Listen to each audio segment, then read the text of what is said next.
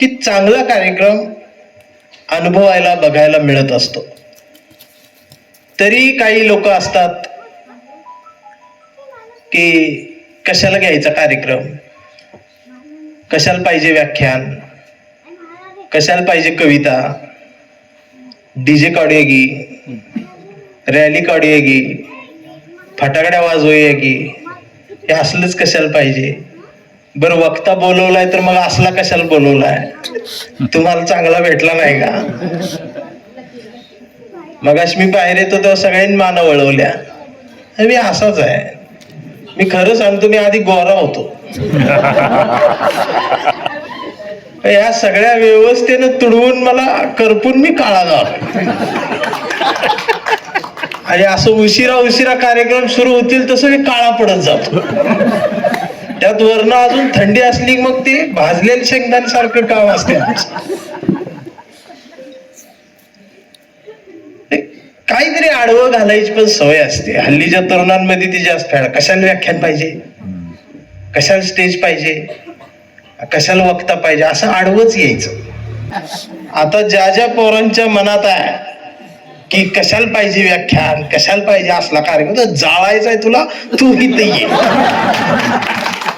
कारण आज ती गरज आहे, अशा कार्यक्रमांची शाहीर गरज आहे.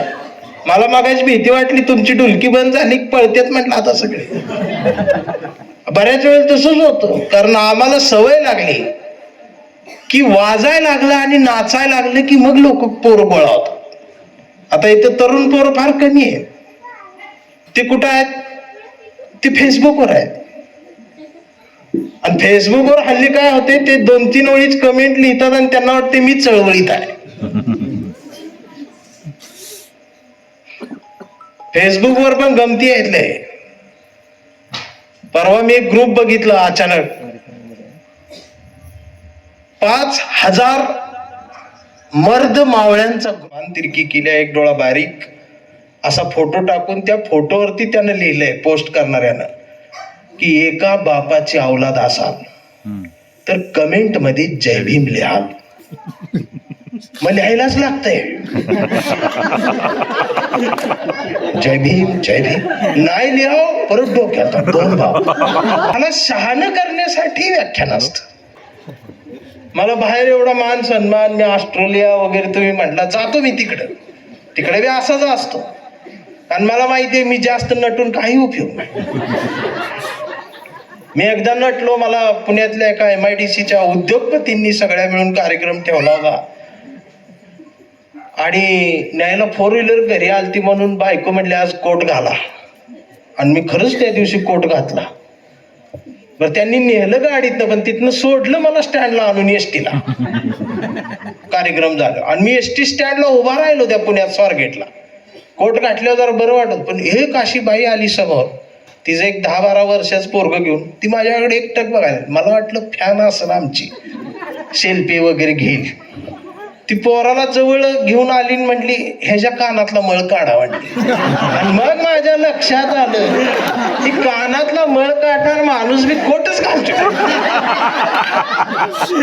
मग मला कळलं की मी कसला जरी कोट घातला तरी तो माझ्या कामाचा, त्याला त्या पद्धतीचं असलं पाहिजे. त्यात अजून खरं बोललं की मार. हल्ली गंमत अशी आहे, कसबेस चौकात गेलो, एक म्हणते मी वंजारी, मी मराठा, मी मार, मी चांबार, मी मांग, मी ह्याव, मी त्याव, मी मुस्लिम, मी हिंदू, मी ख्रिश्चन, असं चालू असते. मी मध्ये जाऊन मी भारतीय म्हटलं मारत्यात. अरे हे नवीन काय आलं? मी म्हणते मी जुना आहे, तुम्ही नवीन आहे. मारत्यात मी आधी आहे, ते मारतात. भारतीय म्हटलं की मारतात. अहो हे खरं बोलल्यामुळे लय मार खाल्लाय. भारतीय म्हणून टिकणं, छातीला तिरंगा लावून हिंडणं, खिशाला बाबासाहेबाची सही ठेवणं, वरतून मूठ आवळून मी भारतीय म्हणून दररोज बोंबलत हिंडणं आजच्या काळात साधन आहे. रोज 10 वेळा भारतीय म्हटलं तर 11 वेळा मारतात, पण मी भारतीय म्हणायचं सोडलेलं नाही. क्या बात आहे. आणि मरेपर्यंत ते सुटणार. त्यात गंमत अशी झाली, एवढा मी भारतीय म्हणून कट्टर व्हायला गेलो, जात धर्म याच्या पलीकडे जाऊन, तर माझ्या एका चुलत भावानं लव्ह मॅरेज केलं. बर त्या प्रकरणात माझा काहीच संबंध नव्हता. बर मुलगी मुस्लिम आणि ते घेऊन तिला पळून गेलं. 8 दिवस तो गायब. आणि मग पोरीकडचा सगळा धर्म जागा झाला. सगळ्या तलवारी बाहेर, 150 माणसं तलवारी घेऊन रात्रीची बाहेर. त्या प्रकरणात माझा काहीच संबंध नाही. आणि त्यांनी धरला मलाच. मेन कार्यकर्ता यांच्यातला हेच आहे म्हटलं. आणि रात्री 1:30 वाजता ते माझ्या दारात तलवारी घेऊन, धार लावलेल्या, जोर जोरात घोषणा, दार वाजवतायत. बायको म्हणाली दार उघडू नका. मी म्हटलं अगं नवीन बांधलंय ते तोडतील. मी हळूच दार उघडला आणि लाईट लावली. लाईट एवढ्यासाठी लावली त्यांना मी अंधारात दिसाव. कसबे सरांचं मी मनापासून आभार एवढ्यासाठी मानतोय, त्यांनी माझा हाय असा ओरिजिनल फोटो छापला. आणि बऱ्याच दिवसांनी मला माझ्यासारखं वाटलं नाही, सगळी गोरी करते म्हणजे लोकांना वाटावं आहे त्या चांगला माणूस आहे. त्यांनी आपलं ते कसबे आहेत त्यामुळं त्यांनी बरोबर केलेलं. आणि ते घेऊन गेलो. यांनी धरला मला. मी दार उघडलं आणि जसा मी दिसलो तशी या खांद्यावर एक तलवार, ह्या खांद्यावर एक तलवार, पोटाला एका तलवार, आणि मागणं जाऊन पाठीला एका लावली. म्हटलं हे कुठनं गेलं. ते लगेच म्हणाला तुम्हारा भाई हमारी लड़की को लेके गया. आता मला खरं बोलायचं सवय. मी लगेच म्हटलं हमारा भाई लड़की को लेके गया ये ठीक आहे. म्हणले आम्ही मारून टाकणार, त्याला जमणार नाही. म्हटलं मारताय कशाला, जीवन तेव्हा काय पर्याय आहे का. तर तो म्हणाला एक पर्याय आहे. म्हटलं काय. लगेच सांग, पण तुम्हाला जमणार नाही. म्हटलं जमतंय तू सांग. तर तो म्हणाला त्याला आमच्या धर्मात यायला सांग. म्हटलं नेमकं काय करायचं जरा विस्कटून सांग. तो म्हणाला त्याला मुसलमान व्हायला सांग.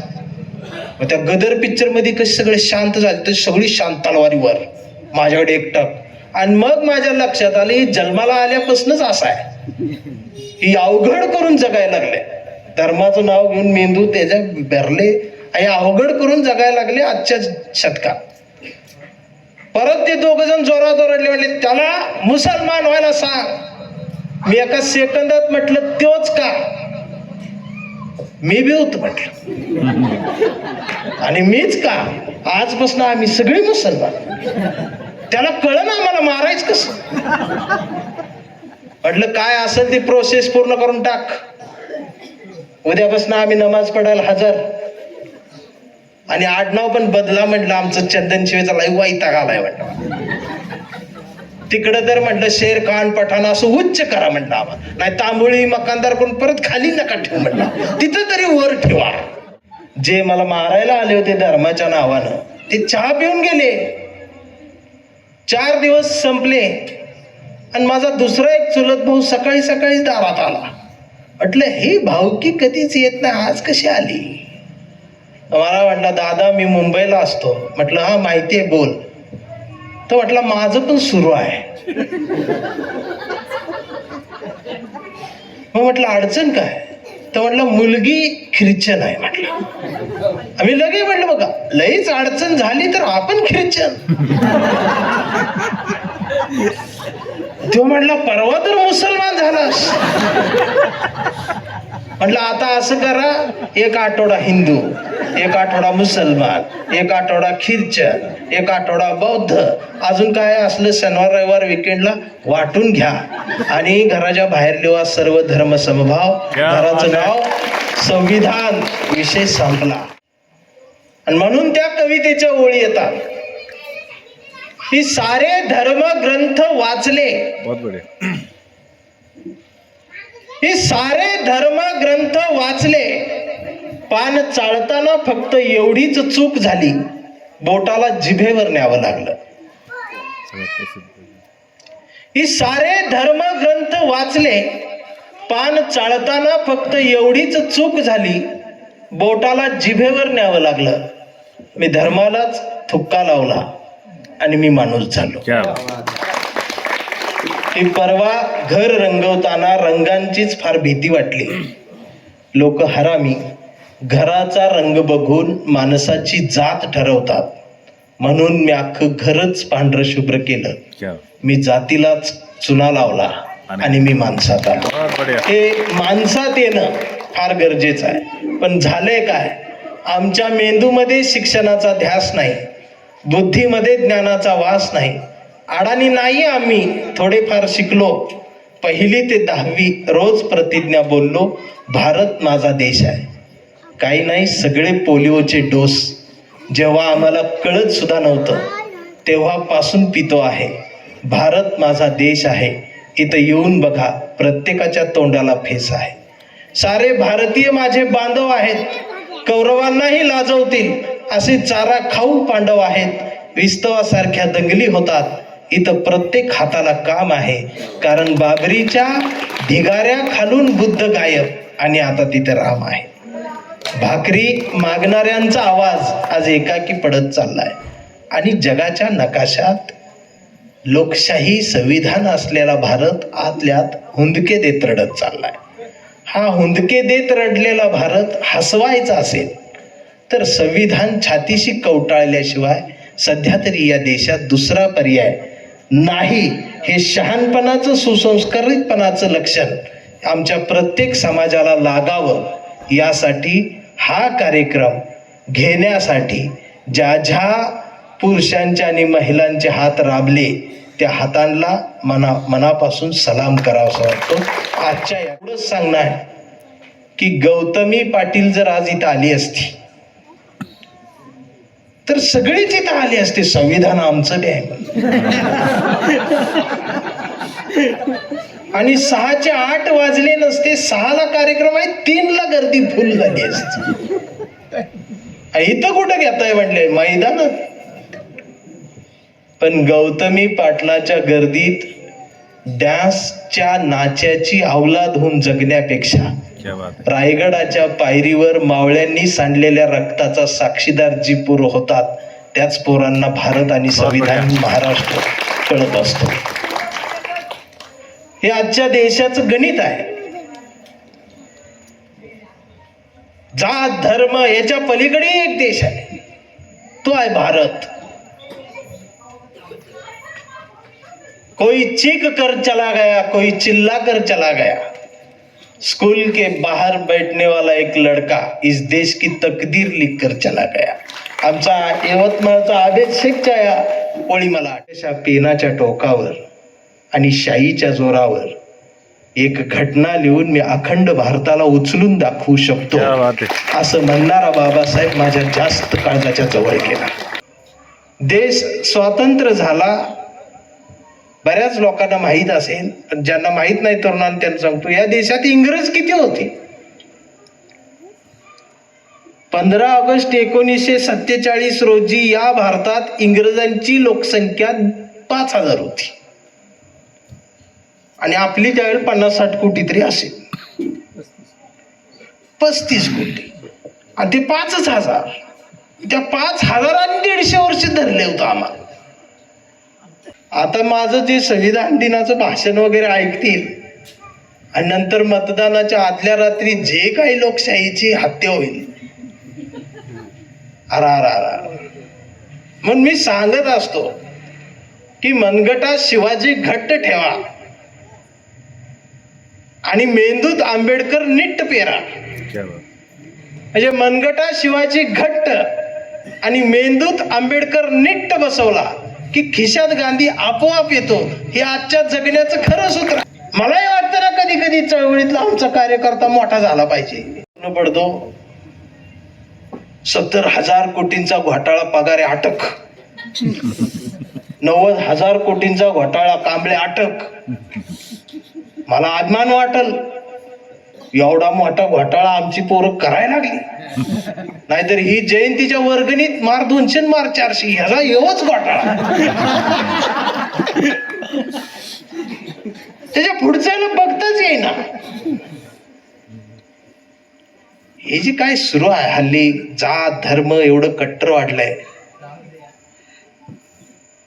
परवा तर ते व्हॉट्सअप वरती सुद्धा सकाळ सकाळी एक असा भगवा झेंडा एका ग्रुपवर आला, असा राप दिशी आदळला, आणि त्या फडकलेल्या भगव्या झेंड्यात लिहिलं होतं त्यानं, शुभ शिव सकाळ.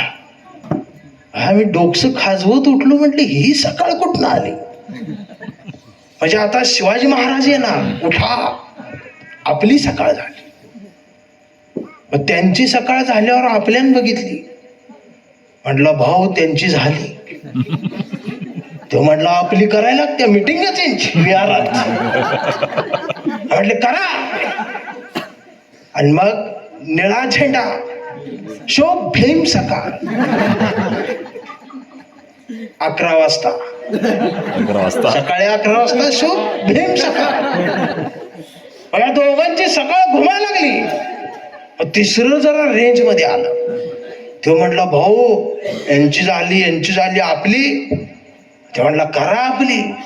आणि मग 11:15 वाजता पिवळा झेंडा, शोभ लहू सकाळ. मी म्हटलं हे कोण, लहू कोण? काय माहित. म्हटलं वर्ण आली, आम्ही केली. म्हटलं अजून चांभारांनी रोहिदास सकाळ नाही काढली महाराष्ट्रात, कारण त्यांचा रंग फिक्स होईल. त्यांचा रंग फिक्स झाला, किती काढला. पण आमच्या धनगर बांधव, वंजार बांधवांना डायरेक्ट आता शोभ आईला दुपार काढणार. हे का काढायला लागलं? कारण महापुरुषांच्या पुतळ्याजवळ मेंढरांची गर्दी वाढायला लागली. आणि ही पुतळ्याजवळ वाढलेली मेंढरांची गर्दी पुस्तकांजवळ आणून शहाणं करण्याचं काम जीवन गंगा परिवार करत आहे. त्याबद्दल मला तुमचा आभार. संविधानातले कायदे असे आहेत, त्या केसेस आम्हाला लागतात. मी बाहेर संविधानाचं असं तसं म्हणतो, पण जेव्हा माझ्यात घुसत त्यावेळेला मलाच प्रश्न पडतो, डेंजर आहे, जगता येत नाही नीट. आणि त्याचा वापर करणारी नालायक आहेत. ते नको त्या हातात पडतंय, म्हणून जागृत राहणं गरजेचं आहे. म्हणून पुतळ्याजवळची गर्दी ही धोकादायक, कारण ती मेंढरं आहेत. ही शुभ शिव सकाळ, भीम सकाळ, लहू सकाळ करणारी ही मेंढरं आहेत. यांना माणसं करणं गरजेचं आहे. म्हणून नाचून नाही तर वाचून जयंती साजरी झाली. आणि हातात गीता दिली, म्हणाले हे वाच, आमचा हो आमच्यात ये. पण मला भूक लागली होती, मागावं वाटलं पोटासाठी, 2 घास मागता आलं नाही, बाजूला आई उभी होती. दुसऱ्यांदा दुसरे आले, त्यांनी हातात कुराण दिलं, म्हणाले हे वाच, आमचा हो आमच्यात ये. पण मला भूक लागली होती, मागावं वाटलं पोटासाठी, 2 घास मागता आलं नाही, बाजूला आई उभी होती. तिसऱ्यांदा तिसरे आले, त्यांनी हातात बायबल दिलं, म्हणाले हे वाच, आमचा हो आमच्यात ये. पण मला भूक लागली होती, मागावं वाटलं पोटासाठी, 2 घास मागता आलं नाही, बाजूला आई उभी होती. साऱ्याच धर्माचे धर्मप्रसारक येऊन गेले, त्यांचे त्यांचे धर्मग्रंथ देऊन गेले. आणि या धर्मग्रंथांच्या नुसत्या ओझ्यांनीच कंबर वाकली माझी. तेव्हा भुकेनं खोल आत गेलेल्या डोळ्यात आईनं पाहिलं, आणि तिनं आणलं 2 भाकरीचं पीठ भीक मागून. तेव्हा चूल कशी पेटवायची हा प्रश्न तिला पडला, कारण या देशात भाकरीच्या पिठापेक्षा सरनाची लाकडं महाग झालीत. कारण या देशात भाकरीच्या पिठापेक्षा सरनाची लाकडं महाग झालीत. बराच वेळ विचार केला, तिनं लाकडं शोधली, तिला काहीच सापडलं नाही. आणि मग शेवटी तिनं सारे धर्मग्रंथ घातले चुलीत, आणि काडी लावली, चूल पेटली, धर्मग्रंथ जळले. तापलेल्या तव्यावर आईनं 2 भाकरी भाजून दिल्या. पोटभर जेवलो तेव्हा लक्षात आलं, या धर्मप्रसारकांना माझी भूक कळली नाही, पण या धर्मग्रंथांनी स्वतः जळून माझी भूक भागवली. म्हणून हे धर्मग्रंथच माझ्यासाठी श्रेष्ठ.